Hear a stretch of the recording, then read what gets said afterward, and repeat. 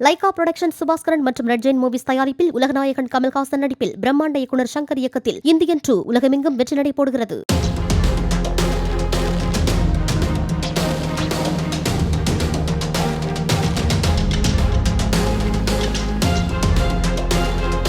வணிக நிறுவனங்களில் தமிழில் பெயர் பலகை வைக்காதவர்களுக்கு அபராத தொகை 50 ரூபாயிலிருந்து 2000 ரூபாயாக உயர்த்தப்பட்டுள்ளதாக தெரிவித்த தமிழ் வளர்ச்சித்துறை அமைச்சர் மு. சாமிநாதன், விதிகளை மீறுவோருக்கு அபராதம் விதிக்க அரசு தயங்காது என எச்சரித்துள்ளார்.